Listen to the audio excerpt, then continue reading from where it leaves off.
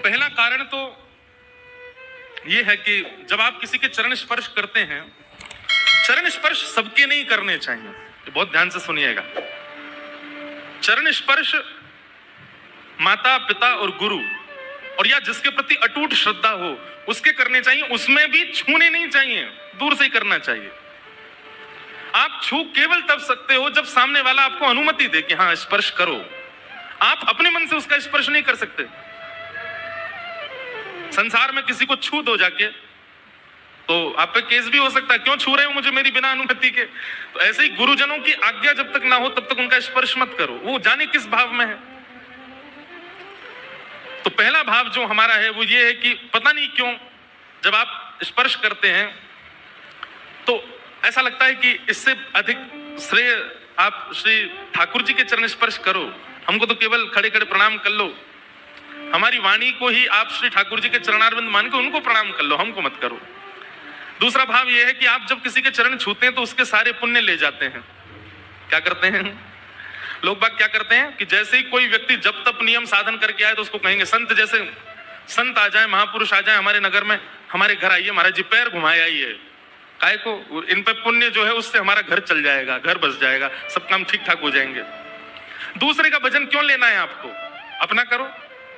तो हमारा कोई भजन नहीं है ऐसा मत सोचना आप, हमारे पास तो केवल कथा करते हैं, सेवा करते और कुछ नहीं, पुण्य और कुछ नहीं, पुण्य खत्म होता है। इसलिए कोई पुण्य बढ़ा नहीं रहे, मैं इसलिए नहीं पैर छुपाता कि पुण्य है नहीं, क्या करोगे पैर छू के, है ही नहीं वहां पे कुछ भी, इसलिए दूर से प्रणाम कर लो, वंदन करो। तीसरा और अंतिम भाव, अब आपका तो बड़ा भाव है पैर छूने में, लेकिन कई लोग ऐसे हैं उनको कोई भाव नहीं है, वो देखी दिखाई बस बिलैया दंडौत कर रहे हैं। और जब ऐसा व्यक्ति दंडौत करता है ना तो कई बार आपके जिसको दंडौत किया गया है, जिसको प्रणाम किया गया, उसके भाव कम हो जाते हैं। मैंने बहुत बार ऐसा अनुभव किया कि कई लोग बिना भाव के स्पर्श कर देते हैं, मंच पर आकर के मैं ब्लैंक हो जाता हूं, मेरे सारे भाव जो मेरे मन में चल रहा था सब निकल जाता है। इसलिए हमने ये नियम बनाया, भाई हमारे चरण मत छुओ, आप ठाकुर जी को प्रणाम करो। और प्रणाम करने का बहुत मन है तो ये तो मेरे लिए नहीं, क्या सबके लिए होना चाहिए कि जब भी किसी वैष्णव को देखो दूर से प्रणाम करो, उसका मार्ग अवरुद्ध करके प्रणाम नहीं करना चाहिए, दूर से वंदन करो। आपकी श्रद्धा विशेष होनी चाहिए, स्पर्श विशेष हो इसका कोई आवश्यक नहीं। तो हम आप चिंतन कर रहे थे ठाकुर जी के चरणार विंद, हमें स्पर्श का सुख मिलता है, क्या हम इसके योग्य हैं? नहीं, लेकिन फिर भी ठाकुर जी हमको छुपाते हैं। और हमको नहीं, लाखों की तादाद में लोग दर्शन करने आते हैं, सबको स्पर्श करने का एक अधिकार। इससे आपने क्या सीखा? पंढरीनाथ भगवान इस भूमि पर पंढरपुर में आने वाले किसी भी वैष्णव को जाति में नहीं देखते, उसके गुणों में नहीं देखते, उसके रूप स्वरूप में नहीं देखते, धनवान है निर्धन है इस भाव में नहीं देखते, उसमें कोई अवगुण नहीं देखते। पंढरपुर में यदि कोई आ गया और श्री पंढरीनाथ भगवान के दर्शन को गया तो पंढरीनाथ भगवान चरण छुपाने के लिए बुलाएंगे ही बुलाएंगे, चाहे तुम जो भी हो। यहां परिचय नहीं पूछा जाएगा, यहां गुण अयोग्यता नहीं पूछी जाएगी, यहां पर आपका जब तक नियम नहीं। कई बार कई मंदिरों में भी निषेध होता है, अंदर कोई नहीं जा सकता, लेकिन फिर भी कोई विशेष वैष्णव आ जाए, कोई विशेष भजनानंदी आ जाए तो उसको ले जाते हैं, ठीक है आप तो बहुत भजन करते हैं, आप अंदर जा सकते हैं। कई बार कई मंदिरों में बहुत धनवान व्यक्ति आ जाए, जिसने मंदिर में सोना चांदी लगवा रखा हो, तो पुजारी जी उसको भी कई बार ले जाते हैं, चलो चलो आपने बहुत सेवा करी मंदिर की, आप आ जाओ। सब जगह कुछ ना कुछ देख करके आपको प्रायोरिटी दी जाती है, लेकिन श्री पंढरपुर धाम में आपको आपका कुछ नहीं देखा जाएगा, कुछ नहीं पूछा जाएगा। आपसे पहले खरबपति भी प्रणाम करके गया है और आपके बाद वो भी प्रणाम कर रहा है जो पंढरीनाथ भगवान के दर्शन करने कर्जा लेके आया है। इसलिए मराठी भाषा में मराठी लोग कहते हैं गरीबों के भगवान है श्री पंढरीनाथ भगवान, सबको हृदय से लगाते। अभी विद्वत जनों ने बंद कर दिया, नहीं तो पहले पंढरपुर में श्री पंढरीनाथ भगवान को गले से लगाया जाता था। अभी तो चरण तक सीमित रखा है, अभी ठाकुर जी को गले से नहीं लगाने देते, बस चरण छूने देते हैं। लेकिन एक समय ऐसा भी था पंढरपुर में कि आने वाले हर वैष्णव को श्री पंढरीनाथ भगवान को ऐसे अंक में भरने का अवसर मिलता था, सब गले से लगाओ। पर हम लोगों की इच्छा तो खत्म ही नहीं होगी। गले से लगाने को मिल जाते तो हमारा मन करता गाल छूने को भी मिल जाते, वो भी मिल जाता तो हमारा मन होता कि सिर का मुकुट भी ऊपर नीचे करने का अवसर दे देते, कान भी छू लेते। हमको एक चीज से फुर्सत नहीं, अभी जितना मिल रहा है उतने में खुश रहो, चरण छूने को मिल रहा है ना, बस बहुत है।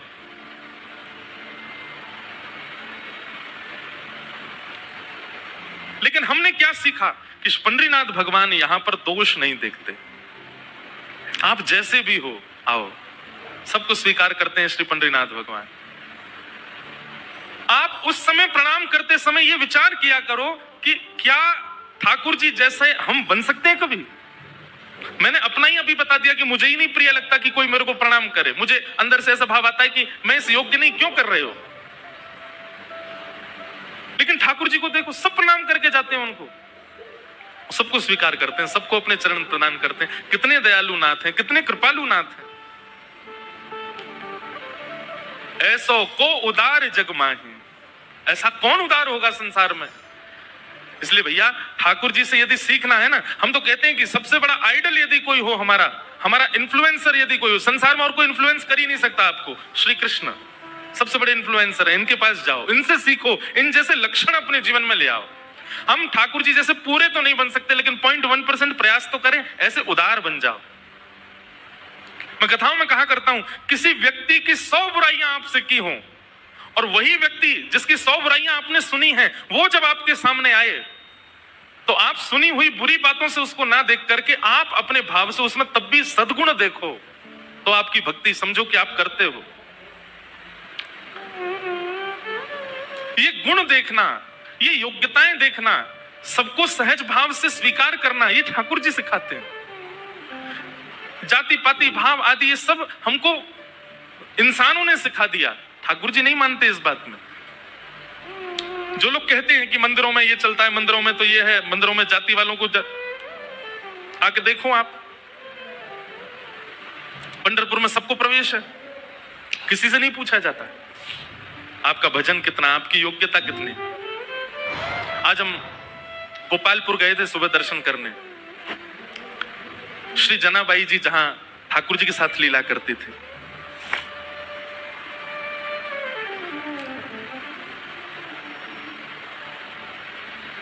जनाबाई जी का चरित्र बहुत सुंदर है।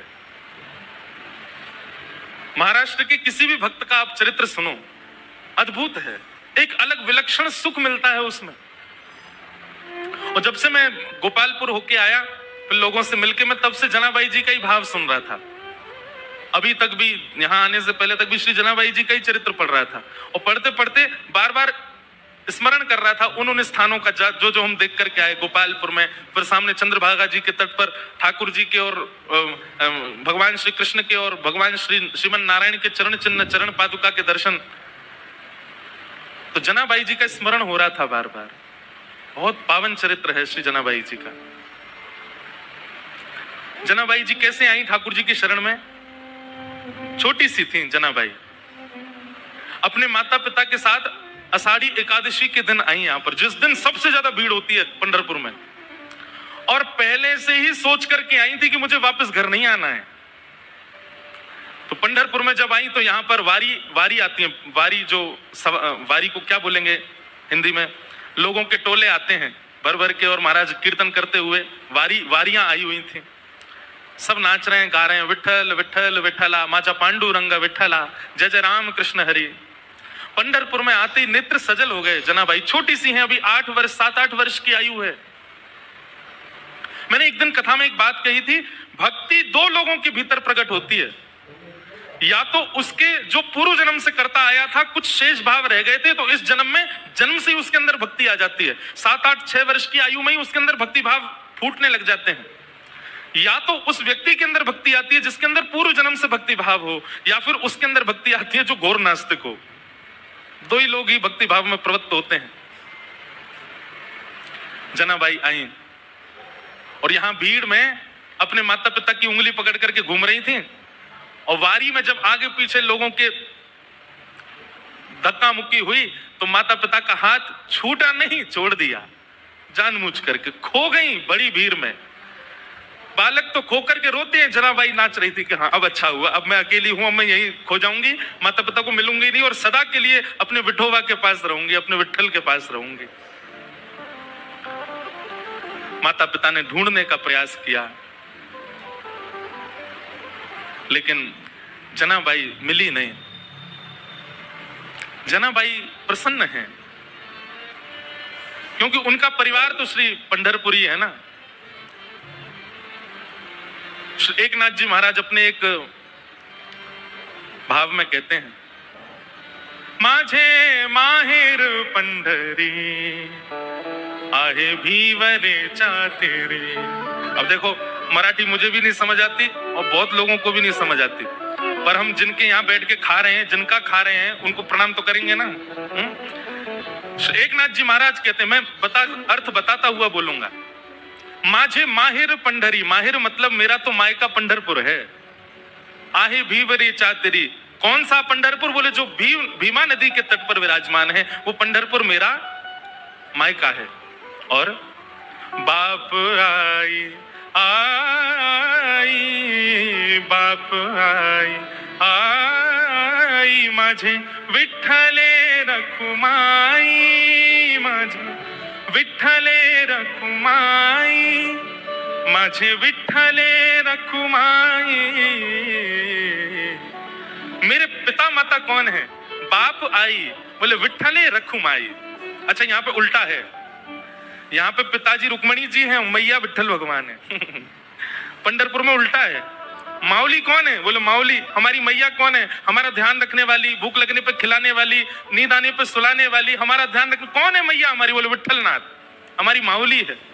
और वैसे अर्थ तो यही है कि पिताजी विठ्ठल भगवान, रुक्मणी मैया, लेकिन हम ब्रजवासी ना अपनी बात तो जोड़ेंगे।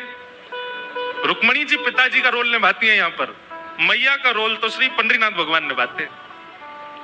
बाप आई आई माझे विठ्ठले रखुमाई, माझे विठ्ठले रखुमाई, माहे माहेर पंढरी, माझे माहेर पंढरी आहे भीवरे चातेरे।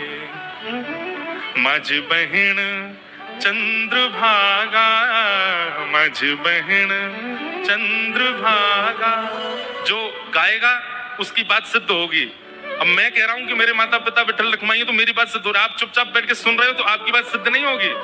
गाओ मेरे पीछे, माझी बहन चंद्रभागा, माझी बहन चंद्रभागा, करत से पाप भंग, करत से पाप भंग, माझी बहन चंद्रभागा, माझी बहन चंद्र। हमारी बहन कौन है?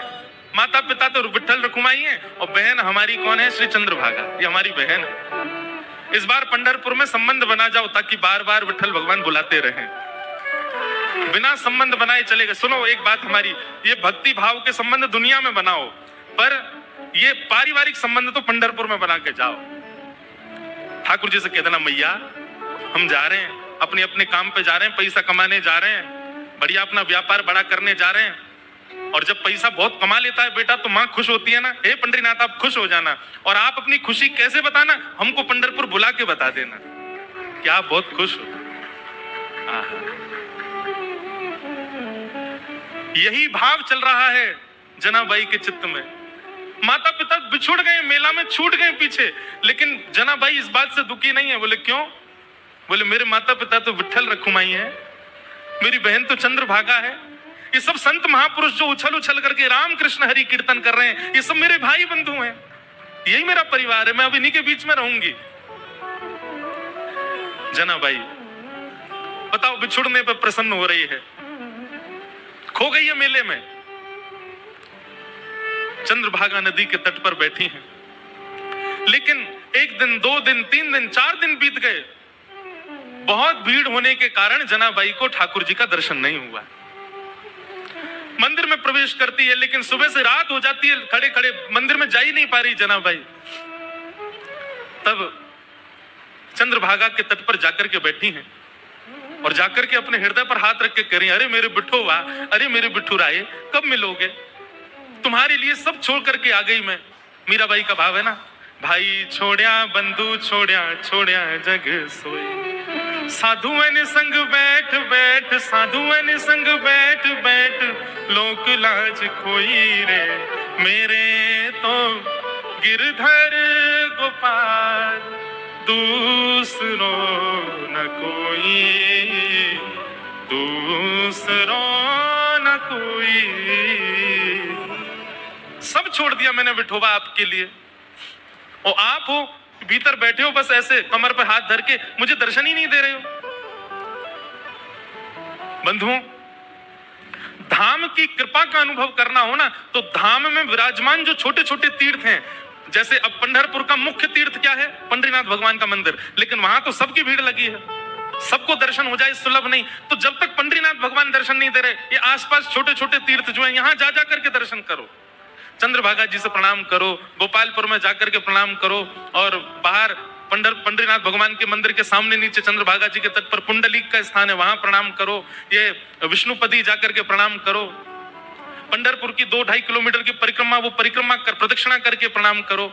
ये छोटे तीर्थों से प्रणाम करके कहो कि आप पंढरीनाथ जी को कहो ना कि हमको दर्शन दें। मूल और वास्तविक दर्शन की विधा तो यही है।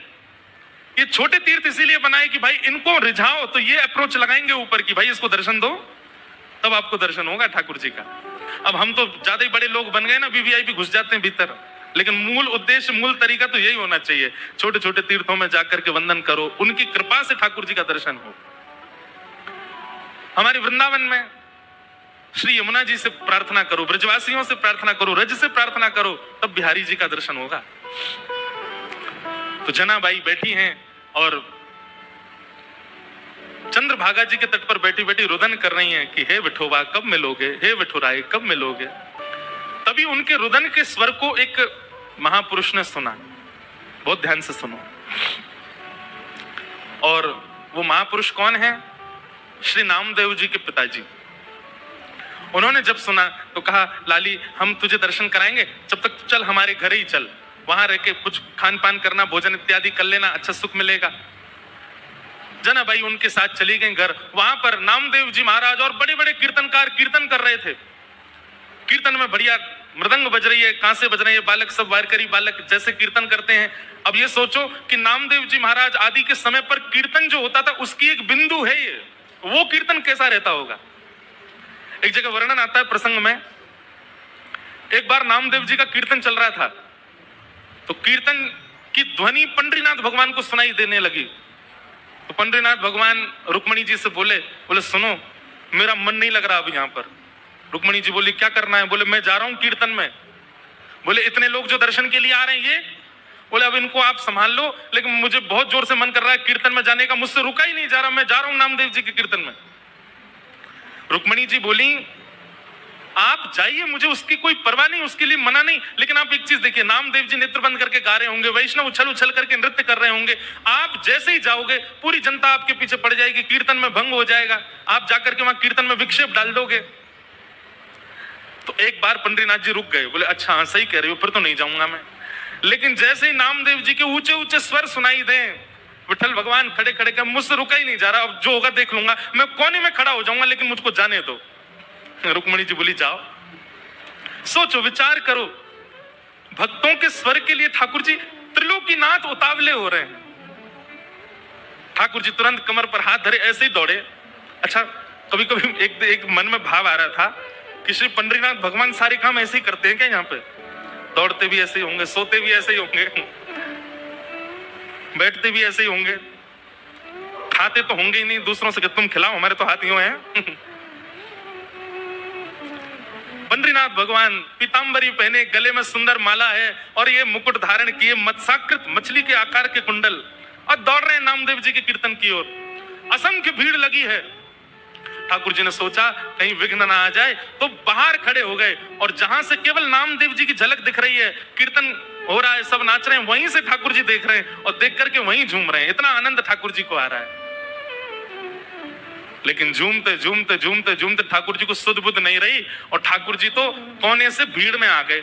अब जैसे ही ठाकुर जी आए, लोगों को कस्तूरी की सुगंधी आने लगी, बढ़िया पीछे मुड़ मुड़ करके देखे साक्षात पंडरीनाथ भगवान खड़े हैं। अब तो महाराज नाचना गाना सब भूल गए, सब मार्ग देने लगे और ठाकुर जी नाचते नाचते भीतर प्रवेश कर रहे हैं। नाचते नाचते ये स्थिति हो गई, इतनी भीड़, कोई पांव छू रहा है, कोई हाथ छू रहा है। स्पर्श करते करते ठाकुर जी की पीतांबरी खींच ली किसी ने और ठाकुर जी के वस्त्र उतरने लगे, लेकिन ठाकुर जी नृत्य नहीं छोड़ रहे हैं, उछल उछल करके नाच रहे हैं। स्थिति ये हुई, आज हरि देखे नंगम नंगा, ठाकुर जी के सबरे वस्त्र खींच खींच के ले गए और ठाकुर जी निर्वस्त्र अवस्था में नृत्य कर रहे हैं नामदेव जी के कीर्तन। नामदेव जी के जब नेत्र खुले और सामने ठाकुर जी को देखा, नेत्र सजल हो गए। जय हो। कभी कभी संशय होता है, नाथ हम आपके भक्त हैं कि आप हमारे भक्त हो।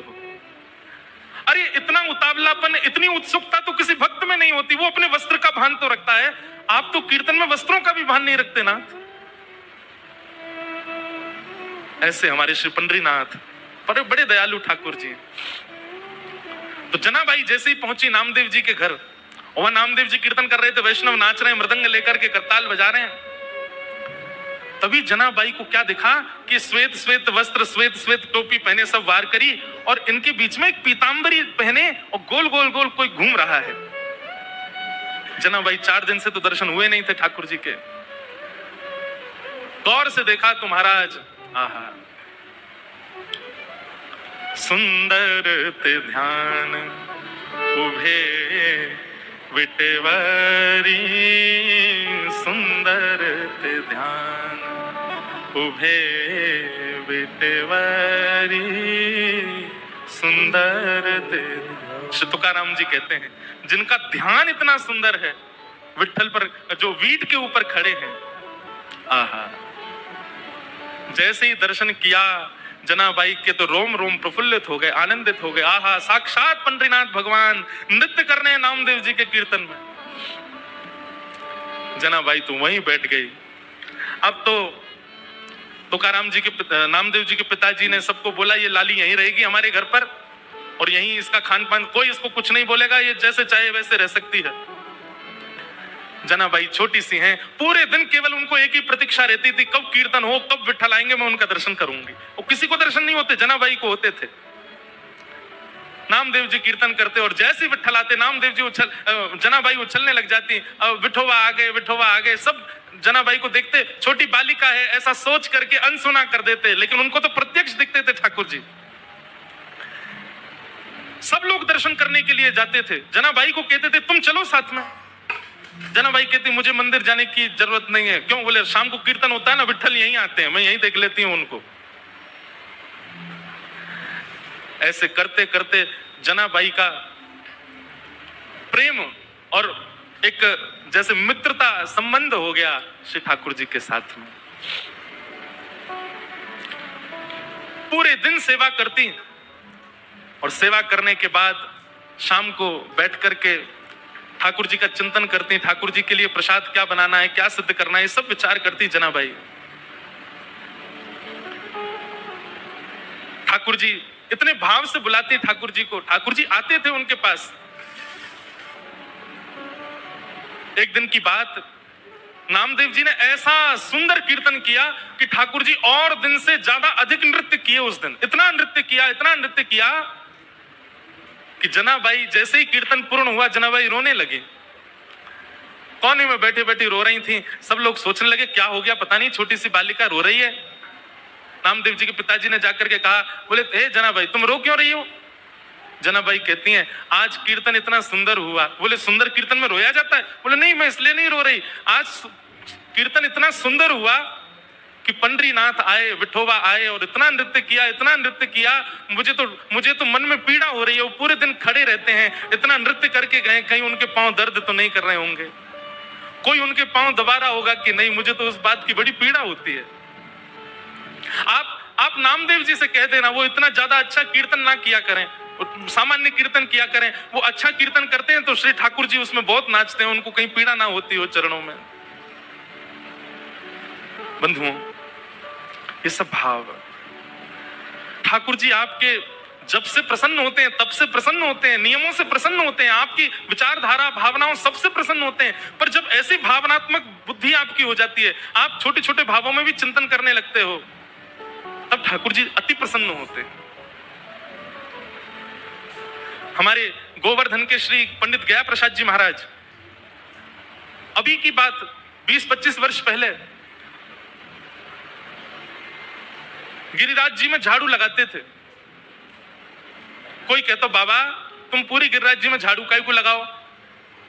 तो बाबा ब्रज भाषा में बड़े भाव से बोलते, कहा बताऊं, जे नंद जी को लाला माने ना है, नंगे पाम डोले पूरे ब्रजमंडल में, और नंगे पाम डोल तो गिरिराज जी पे आतो होएगो, तो यहाँ पे ये कंकड़ पत्थर और ये कांटे बाकी पामन में लग जाते होंगे, फिर रोतो जातो होगो, यशोदा मैया को बताते होगो, या मेरे मन में तो भाव आवे कि मैं झाड़ू लगाए कि सबरे कंकड़ पत्थर और सबरे कांटे इनको किनारे कर दूं, कहीं नंद जी को लाला आवे तो बाकी पामन में कहीं कोई कठोर वस्तु लग नहीं जाए। और ये बात कहते कहते रोने लग जाते थे। ऐसे भाव। बंधुओं, क्षमा करना, आपका नियम 1 घंटे से 4 घंटे में परिवर्तित हो गया, आपकी साधना 4 घंटे से 1 दिन में परिवर्तित हो गई, आपकी तीर्थ यात्रा हर साल की 4 बार की फिक्स हो गई, इससे ठाकुर जी प्रसन्न नहीं होते। पर आप जब भी नेत्र बंद करते हो, आपके चिंतन में एक भाव, एक प्रेम प्रकट होता है, जैसे अपनों के लिए होता है वैसा प्रेम ठाकुर जी के लिए प्रकट होता है, तो ठाकुर जी प्रसन्न होते हैं। जनाबाई मन में सोच रही है, मेरे पास बिठोवा होते, मेरे पास बिट्ठल होते, घी लेकर के आती, चरणों में मालिश करती, अपने हाथ से चरण दबा देती, मेरा बिठोवा बहुत कष्ट में आ गए होंगे आज तो। और यही बोलती जा रही है, यही बोलती जा रही है। अब सब तो वहां से उठ करके सोने चले गए, लेकिन वो यही चिंतन कर रही है, आज विट्ठल के पांव में दर्द हो रहा है, आज मेरे पंडरीनाथ के चरणों में दर्द हो रहा होगा। ये भाव मन में सोच ही रही थी कि इतने में ही पीताम्बरी पहने, कटी पर हाथ धरे, सुंदर सांवल वर्ण ठाकुर जी का श्री पंडरीनाथ भगवान वहीं प्रकट हो गए, और प्रकट होकर के जनाबाई के सामने बैठ करके पांव आगे पसार दिए। बोले रो क्यों रही हो? तो फिर दबाओ हमारे चरण। आपको अगर लग रहा है कि हमारे पैरों में पीड़ा हो रही है तो दबाओ ना। आहा, जनाबाई, छोटी सी जनाबाई अपने हाथों से ठाकुर जी के चरण दबा रहे हैं।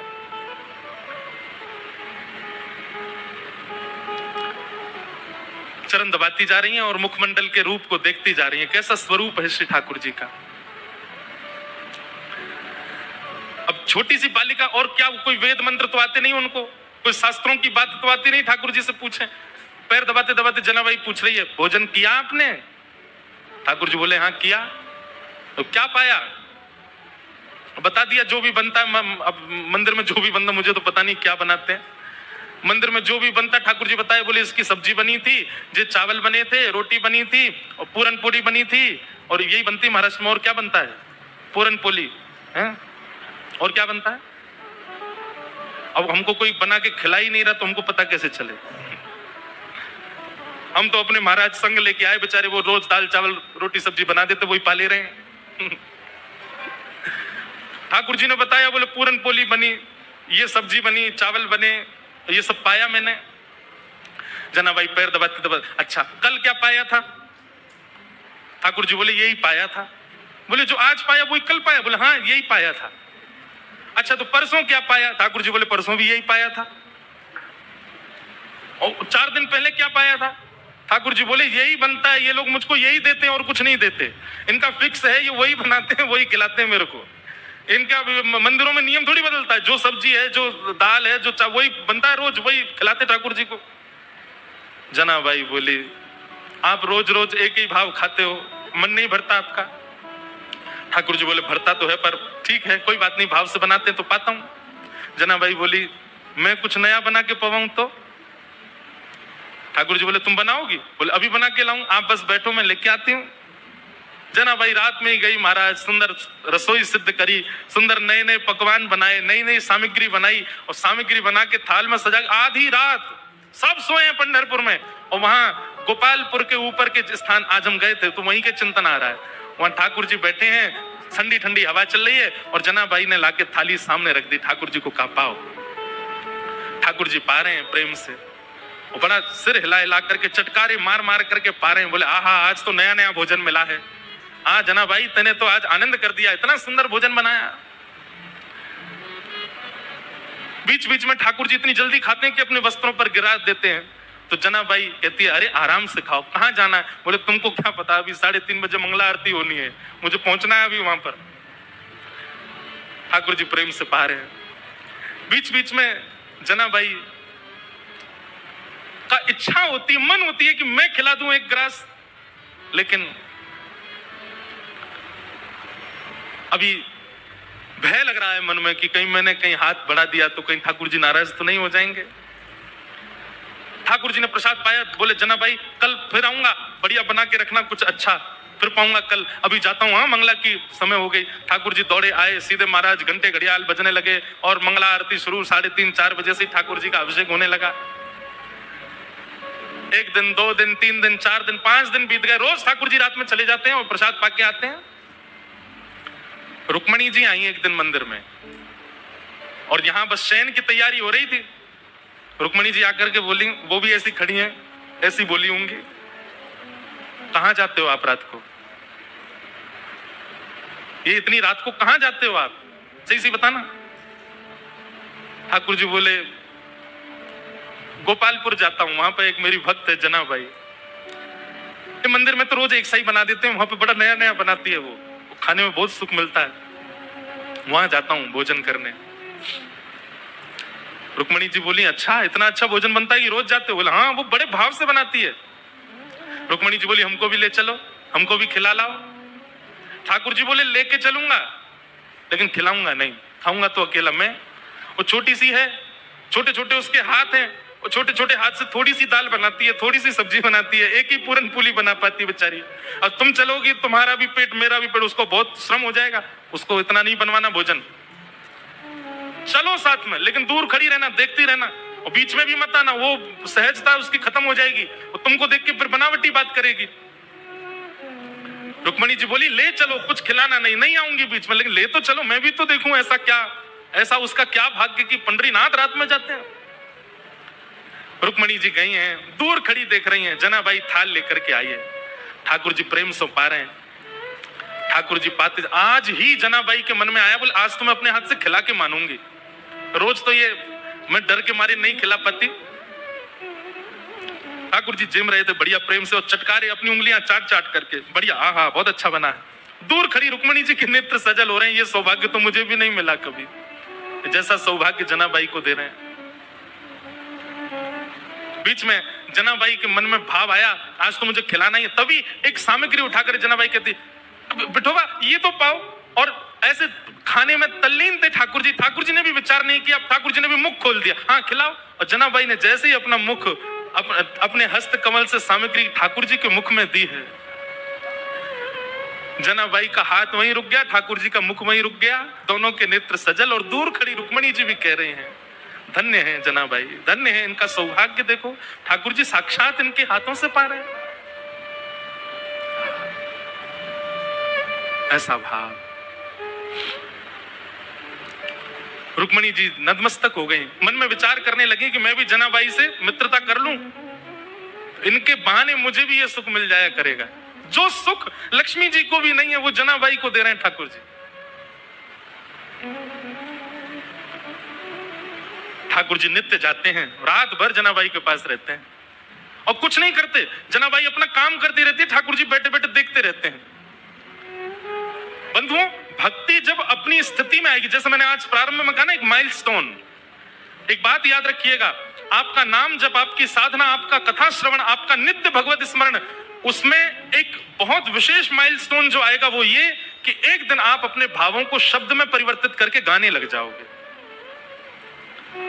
माफ कीजिएगा, क्षमा कीजिएगा, लेकिन अभी भक्ति में गायन प्रारंभ नहीं हुआ, भक्ति में लिखना प्रारंभ नहीं हुआ, भक्ति में शब्दों में पिरो करके उन भावों को पदावली के रूप में करने का प्रारंभ नहीं हुआ, तो अभी आप उस माइलस्टोन पर पहुंच नहीं पाए हो। बात समझ रहे हैं ना मेरी?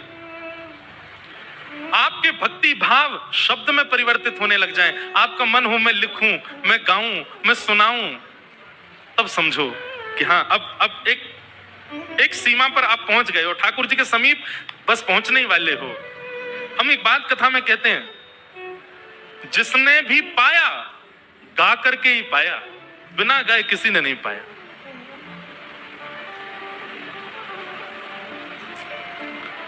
आहा, मीराबाई गाती हैं, सूरदास गाते हैं, गोस्वामी तुलसीदास गाते हैं, सबने गाया है। आपका भजन, आपकी साधना जब तक गायन में परिवर्तित ना हो, समझना अभी ठाकुर जी दूर हैं आपसे। प्रयास किया करो, उल्टा सीधा ही लिखा करो, लेकिन अपने भावों को पद में लिखने का। कल हम वृंदावन रसामृत पद गा रहे थे, कोई अपनी योग्यता नहीं बता रहा हूं मैं, क्षमा करना, मैं हूं भी नहीं इस लायक, पर पद गाते गाते अंतिम पंक्ति लिखी हमने ठाकुर जी के लिए, श्री पंडितनाथ। और ये हर बार ही ऐसा होता है। जगन्नाथपुरी गए तो वहां पर भी बलभद्र और सुभद्रा संग विराजे ब्रज के नाथ, रथ आरूढ़ भये नंद नंदन, कहलाए जगत के नाथ, वृंदावन प्यारो वृंदावन। द्वारिका में कथा हुई तो वहां के भाव आ गए। वहां का भाव क्या था? विप्रधेनु संतन के कारण रण छोड़ो ब्रजनाथ। क्यों रण छोड़ करके गए ठाकुर जी? क्योंकि जरासंध जो था वो ब्राह्मणों की सेना लेकर के आ गया था, ब्राह्मणों को अनुष्ठान पर बैठा करके आया। ठाकुर जी ने मन में विचार किया, 17 बार तो हरा दिया इसको, लेकिन अब की बार हराया तो ब्राह्मणों का जो अनुष्ठान है वो निष्फल हो जाएगा, ये ब्राह्मणों का वध कर देगा। तो ब्राह्मणों की रक्षा के लिए विप्रधेनु संतन के कारण रण छोड़ो ब्रजनाथ, गोमती तट द्वारवती पधारे। द्वारिका का शास्त्रीय नाम द्वारावती है। क्या है? गोमती तट द्वारवती पधारे, गोमती तट द्वारवती पधारे, कहलाए द्वारिका नाथ, वृंदावन प्यारो वृंदावन। अब कल पंढरपुर आए तो पंढरपुर आकर के नया भाव आया। क्या? पुंडलीक की सेवा भाव सो रीझे रुक्मणी नाथ, पुंडलीक की सेवा भाव सो रीझे रुक्मणी नाथ, निज कर दिए कमर पर ठाड़े, निज कर किए कमर पर ठाड़े, कहलाए विठल नाथ, वृंदावन प्यारो वृंदावन। ये बात हम क्यों कह रहे हैं? आपकी भक्ति जिस दिन शब्दों में परिवर्तित हो जाए, जिस दिन गायन में परिवर्तित होता है, जिस दिन भावों में परिवर्तित हो जाए, समझ जाना अब ठाकुर जी मिलने का मन बना चुके हैं आपसे। जनाबाई की यही स्थिति हो गई है। पूरे दिन तो नामदेव जी के घर में सब काम करती हैं, झाड़ू पोंछा बर्तन खान पान सबकी सेवा करती हैं, और रात्रि में चक्की पीसती हैं। और चक्की की जो घर घर घर आवाज आती है, उस घर घर घर आवाज को ही ताल बना करके जनाबाई पद गाती हैं। पता, अब मुझे जनाबाई का कोई पद याद नहीं, मैं पंढरपुर में इसीलिए पीछे रह जाता हूँ, मुझे यहाँ की भाषा का दिक्कत हो जाती है। मराठी भाषा है, और कैसे गाऊं, भाव जब तक समझ नहीं आए। आज 2 बालिकाएं हैं, वो इतना सुंदर गाती हैं, रोज ठाकुर जी को आके सुनाती हैं, और मैं उनसे सुनता तो हूं, फिर मैं पूछता हूं इसका अर्थ क्या है, फिर अर्थ सोच करके सोचता हूं अब मैं गाऊंगा, लेकिन वो शब्द मुझे नहीं बैठ पाते बढ़िया से जुबान पे। तो जनाबाई पद गा रही थी आज, और महाराज ध्यान से सुनिएगा सब लोग, जनाबाई पद गा रही थी और इतने में ठाकुर जी आ गए। और ठाकुर जी आकर के मानो पीछे खंबे से टेक लगा करके और नेत्र बंद करके बड़े भाव से सुन रहे हैं जनाबाई के भाव। और केवल इतना ही नहीं, ठाकुर जी ने तुरंत कलम निकाली और पत्र निकाला, लिखने लगे जनाबाई के भावों को। बताओ, दुनिया गाती है, आप लिखते हो, जनाबाई गा रही है, ठाकुर जी लिख रहे हैं उसके पदों को। कितना सुंदर भाव। जनाबाई का भाव जैसे पूर्ण होवे, ठाकुर जी के और सुनाओ ना, अभी क्यों नहीं गा रही हो, और कुछ गाओ ना, इतना बढ़िया गा रही हो। जनाबाई बोली, 2 काम एक साथ कर रही हूं मैं, ये चक्की भी चला रही हूँ, गा भी रही हूँ, कैसे होगा इतना, मैं बालिका ही हूँ, छोटी हूँ अभी। तो ठाकुर जी बोले, तुम गाओ, हम चक्की चलाते हैं, तुम गाओ। और जनाबाई का हाथ में हाथ, ऊपर से जनाबाई ने पकड़ा, नीचे ठाकुर जी पकड़ करके चक्की चलाते हैं, और जनाबाई गाती है, ठाकुर जी उनके मुखमंडल को ही देख रहे हैं। आहा, एक बात कहूं बंधुओं, भक्ति का मतलब क्या है? प्रारंभ हो तो आप ठाकुर जी के पीछे पड़े रहो, लेकिन स्थिति ऐसी आवे एक दिन कि ठाकुर जी आपके पीछे पड़े रहे। ये समझो भक्ति है। आप ही उनके पीछे पड़े हो और वो उनको कोई फर्क नहीं पड़ रहा है, तो फिर ये भक्ति नहीं है, ये समझो एक तरफा प्रेम है आपका। स्थिति ऐसी हो जाए महाराज कि ठाकुर जी आपके बगैर नहीं रह पाए, ठाकुर जी को आपके बिना राजी नहीं हो, ठाकुर जी को आपके बिना व्याकुलता हो जाए, ठाकुर जी को जब तक आपकी थाली, अब कितने भी भक्तों को देखो, वहां कर्मा बाई बिना नहाए धोए खिचड़ी बनाती है, ठाकुर जी दौड़ करके आते हैं उनकी खिचड़ी पाने। भक्ति का मूल रूप यही है कि आप ठाकुर जी का भजन करो, लेकिन एक स्थिति ऐसी आवे कि मेरा सुमिरन हरि करे, मेरी स्मृति ठाकुर जी कर रहे हैं, मेरे स्मरण में ठाकुर जी हैं।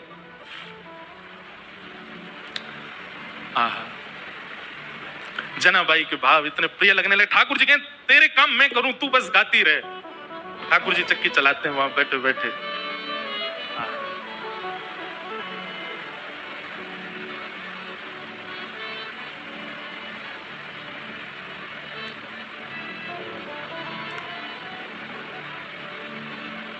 एक दिन जनाबाई बोली, ठाकुर जी आप चक्की चलाते हो पर आप इतने आभूषण पहन के रखते हो कि कोई आभूषण आपके कभी टूट जाए, कोई आभूषण आपकी चक्की से टकराते रहते, इतनी आवाज होती है, मुझे तो भय लगता है कोई रात में आ ना जाए।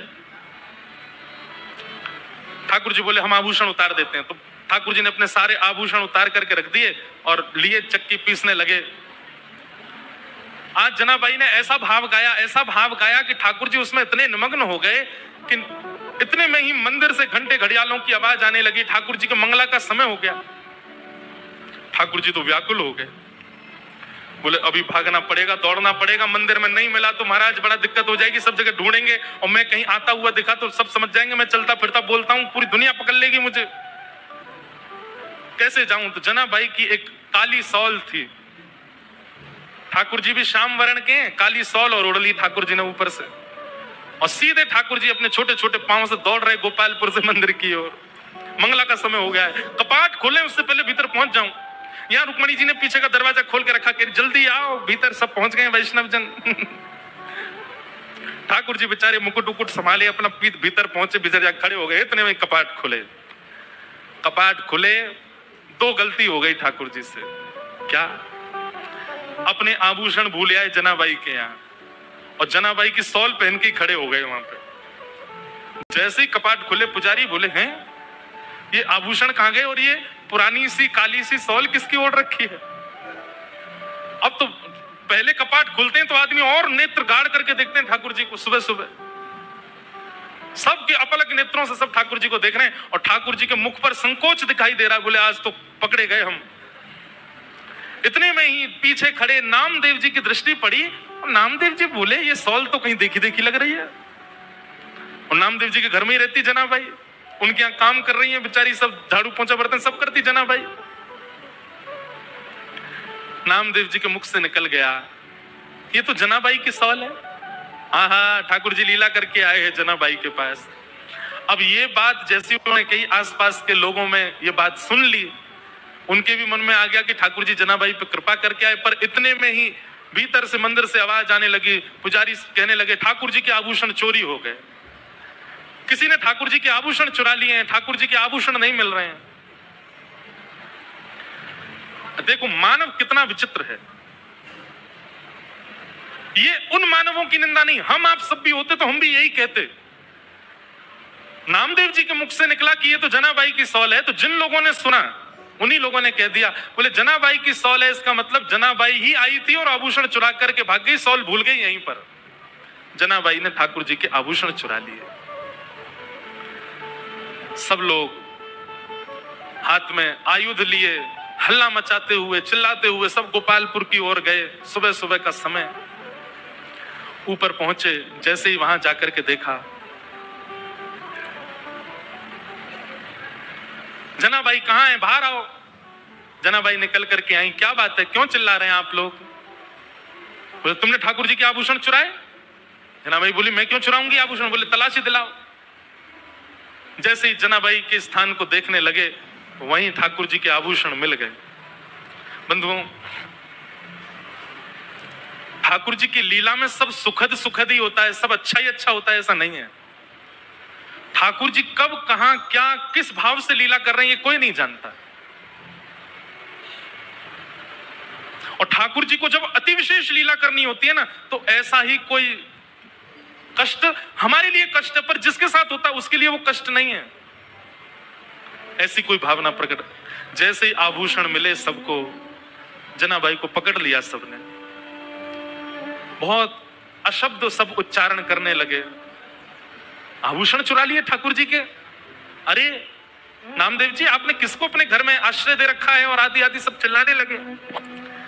जनाबाई तो मौन हो गई। मैं क्या बोलूं इन सबको? यदि ये बात बताऊं कि रात्रि में ठाकुर जी मेरे यहां आए हैं, तो ये नहीं मानेंगे। ठाकुर जी लीला करके गए, ये सब कोई स्वीकार नहीं करेंगे। जनाबाई ने एक दो बार थोड़ा सा हट तो किया, लेकिन किसी ने नहीं माना। और सबने मिलकर के एक योजना बनाई। मैया अभी बैठो, अभी कथा चल रही है। हाँ, अभी विराज, कथा के बीच में नहीं। हाँ, मिलेंगे हम आपसे। विचार करने लगे क्या करें। सबने मिलकर के कहा कि दंड दो। और दंड क्या है? बोले मृत्यु दंड दो। नामदेव जी मनी मन समझ गए कि ठाकुर जी अब जनाबाई को अपने अंतरंग लीला में प्रवेश देना चाह रहे हैं, इसीलिए लीला चल रही है। समाज के लोग उनके भाव को नहीं समझ पा रहे थे। ये संसार का एक नियम है कि जब मूल व्यक्ति हमारे सन्मुख होता है, तब हम उसके भाव को नहीं समझ पाते। आज उन्हीं जनाबाई को पूरा विश्व पूज रहा है। पंढरपुर आने वाला हर वैष्णव प्रणाम कर रहा है। एक सूली लगा दी गई, जनाबाई को खड़ा कर दिया उसमें, परंतु श्री पंडरीनाथ भगवान ऐसा होने तो नहीं देते। देखते ही देखते जो सूली बनाई गई थी वो जल के आकृति में परिवर्तित हो गई और श्री जनाबाई ठाकुर जी में ही विलीन हो गई। ठाकुर जी में ही उनका समावेश हो गया। सब ढूंढने लगे, खोजने लगे, जनाबाई कहां है, जनाबाई कहां है। कई लोगों को आत्मग्लानि होने लगी, अपने आप को कोसने लगे, हमने क्या किया? एक परम भक्ता वैष्णवी जनाबाई के साथ ऐसा किया। और अब कहां जनाबाई मिलने वाली हैं? वो तो श्री विठल के साथ में है, विठल के अंतरंग भाव में प्रवेश कर गए। ऐसी भक्तिमती जनाबाई, जिनके साथ इतनी लीला, इतनी कृपा श्री पंडरीनाथ भगवान ने की। उनके हाथ का बना हुआ प्रसाद पाते हैं, उनके हाथ के बने हुए सुंदर प्रसाद को उनके हाथ से पाते हैं। वो गाती हैं और पंडरीनाथ भगवान लिखते हैं। वो गाती हैं और पंडरीनाथ भगवान नृत्य करते हैं। ऐसी श्री जनाबाई, उनको हम बारंबार वंदन करते हैं। एक भाव मुझे बहुत प्रिय लगता है।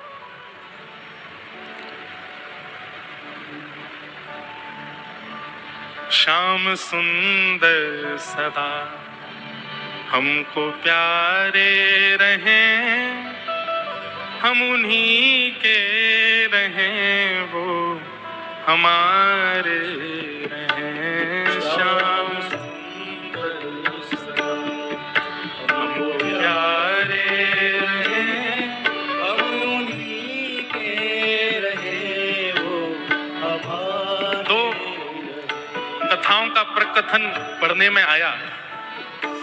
एक भाव तो ऐसा बताया जाता है कि वो सूली जो थी वो जल की आकृति में परिवर्तित हो गई और श्री जनाबाई ठाकुर जी में ही विलीन हो गए। एक भाव ऐसा बताया जाता है कि श्री नामदेव जी महाराज ने ठाकुर जी से एक वरदान मांगा अपने भजन का। बहुत ध्यान से सुनिएगा। अपने जीवन भर के भजन का एक वरदान मांगा ठाकुर जी से। पंडरीनाथ भगवान बोले मांगो क्या चाहिए? तब श्री नामदेव जी कहते हैं, बोले पंढरपुर आने वाले हर वैष्णव की चरण रज मेरे माथे पर पड़े नित्य। जब तक पंढरपुर धाम है तब तक यहाँ आने वाले वैष्णवों की चरण रज मुझको प्राप्त होती रहे, ऐसा वरदान मुझे प्रदान करो। ये वरदान मांगते ही श्री पंडरीनाथ भगवान का जो मुख्य द्वार है, जहां से अभी सबका प्रवेश तो अभी निषेध है, सब घूम के जाते हैं, पर दर्शन अभी भी होता है, आप लोग सब कीजिएगा।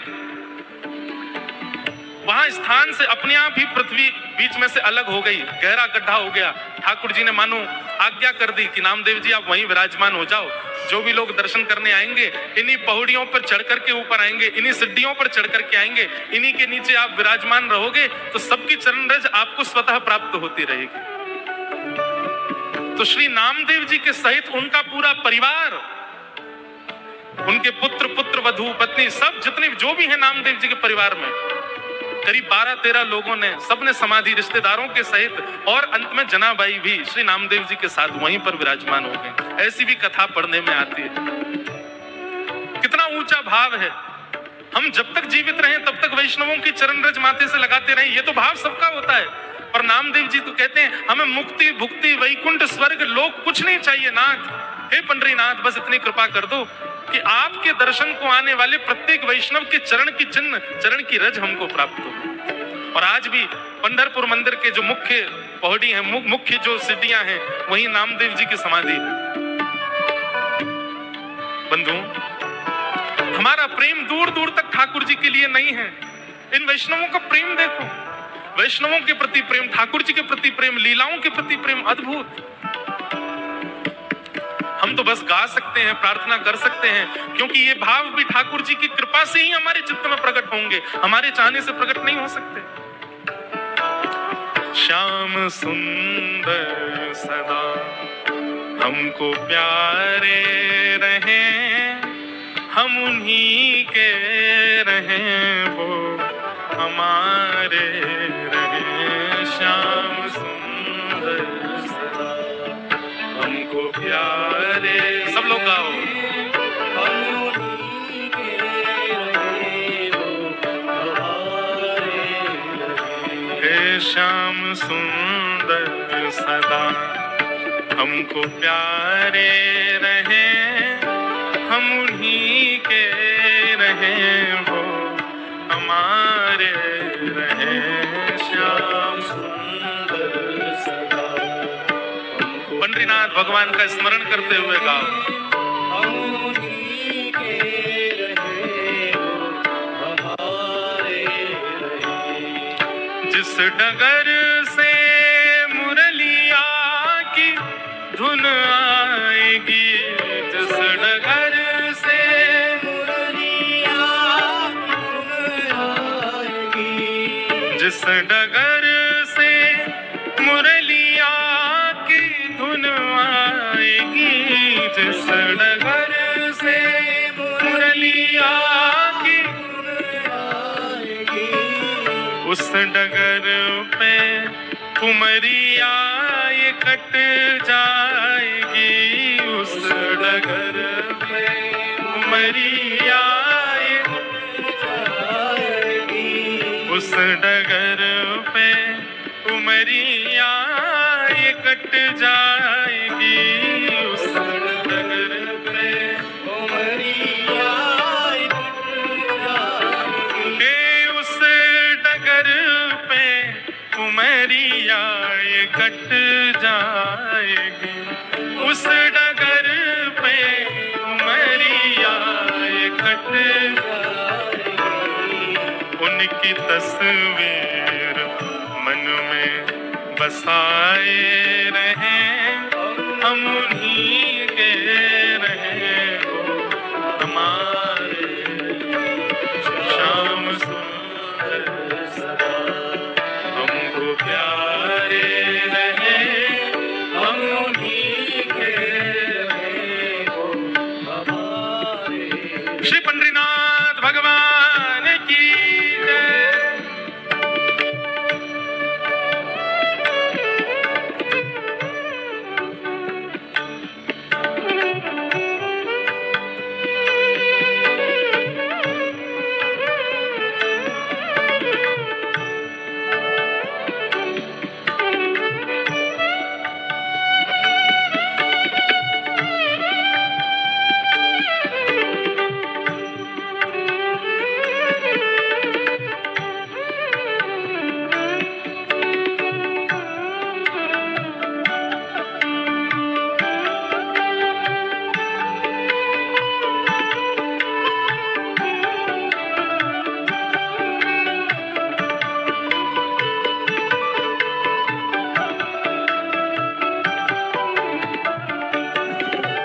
मोह माया की नदियाँ बही जा रही, मोह माया की नदियाँ बही जा रही, मोह माया की नदियाँ बही जा रही, मोह माया की नदियाँ बही जा रही। मन की ममता को खींचे चली जा रही, मन की ममता को खींचे चली जा रही, मन की ममता को खींचे चली जा रही, मन की ममता को खींचे चली जा रही, मन की ममता को खींचे चली जा रही, मन की ममता को खींचे चली जा रही। हम भंवर में रहे या किनारे रहे, हम उन्हीं के रहे, वो हमारे रहे।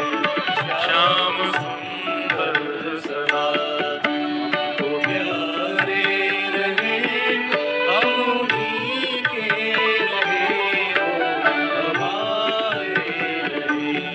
श्याम सुंदर सदा हमको प्यारे रहे, हम उन्हीं के रहे, वो हमारे रहे। श्याम सुंदर सदा हमको प्यारे रहे, हम उन्हीं के रहे, वो हमारे रहे। माझा विठ्ठल विठ्ठल विठ्ठला, माझा विठ्ठल विठ्ठल, सब लोग गाओ। माझा विठ्ठल विठ्ठल विठ्ठला, माझा विठ्ठल विठ्ठल विठ्ठला, हे माझा पांडुरंग पांडुरंग विठ्ठला, माझा पांडुरंग पांडुरंग विठ्ठला, माझा पांडुरंग पांडुरंग विठ्ठला, माझा पांडुरंग पांडुरंग विठ्ठला, माझा विठ्ठल विठ्ठल विठ्ठला, माझा विठ्ठल विठ्ठल विठ्ठला, हे माझा विठ्ठल विठ्ठल विठ्ठला, माझा विठ्ठल विठ्ठल विठ्ठला, हे माझा विठ्ठल विठ्ठल विठ्ठला, माझा विठ्ठल विठ्ठल। बोलो भक्त वत्सल भगवान की, श्री विठ्ठल भगवान की, श्री पंडरीनाथ भगवान की जय। ऐसे भक्त राजों की भूमि है बंधुओं। जैसे हमारे वृंदावन की रज पूजनीय है ना, पंढरपुर की रज भी आप अपने माथे से नित्य लगा। यहाँ इतने भक्त आए, इतने वैष्णव आए, सारे संप्रदायाचार्य आए, हमारे श्री रामानुज स्वामी जी महाराज, आद्य गुरु शंकराचार्य, श्री चैतन्य महाप्रभु, सबने इस भूमि पर आकर के भजन किया है। ये सामान्य भूमि नहीं है, ये महाराष्ट्र का वृंदावन है पंढरपुर, ये सत्य बात है। दक्षिण का वृंदावन, दक्षिण आ जाता है ना थोड़ा,